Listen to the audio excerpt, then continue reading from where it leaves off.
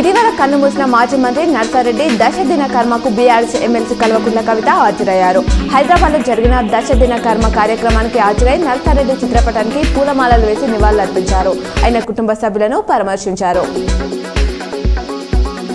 2008 డిఎస్సిలో అర్హత సాధించిన బీఎడ్ అభ్యర్థులను ఎస్జిటి పోస్టులో నియమించడంపై సానుకూల నిర్ణయం తీసుకోవాలని ప్రభుత్వానికి హైకోర్టు సూచించింది.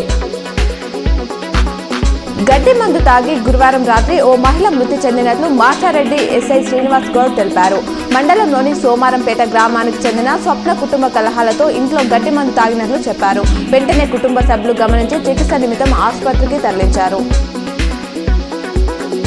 బడ్జెట్ సమావేశాలు మొదలైన అసెంబ్లీలో బీజేపీ పక్ష నేత ఎవరో ఇంకా తేలలేదు. నిన్న బీఏసీ సమావేశానికి మహేశ్వర్ రెడ్డి వెళ్లాలని పార్టీ సూచించింది.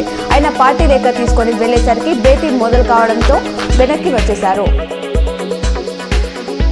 నిజామాబాద్ జిల్లాలోని నిరుద్యోగులకి ప్రైవేట్ రంగంలో ఉద్యోగాల కోసం ఈ నెల 10న ఉద్యోగ మేళా నిర్వహిస్తున్నట్లు జిల్లా ఉపాధి కల్పన అధికారి శ్రీమల శ్రీనివాస్ తెలిపారు. 18 నుంచి 30 సంవత్సరాల వయసు గలవారు అర్హులని పేర్కొన్నారు. ఆసక్తి ఉన్న అభ్యర్థులు జిల్లా కేంద్రంలోని శివాజీ నగర్ లో ఉన్న జిల్లా ఉపాధి కార్యాలయంలో ఉదయం 10 గంటల వరకు హాజరు కావాలని సూచించారు. బల్గేరియాలోని సోఫియాలో జరుగుతున్న 75వ అంతర్జాతీయ బాక్సింగ్ టోర్నమెంట్లో నిఖత్ జరీనా సత్తా చాటారు. Nikhat European gold medallist, Paris Olympics qualifier బాసిలాను 5 స్కోర్తో ఓడించింది. క్వార్టర్ ఫైనల్లో గెలిచి సెమీఫైనల్లోకి ప్రవేశించింది నిఖత్ జరీనా.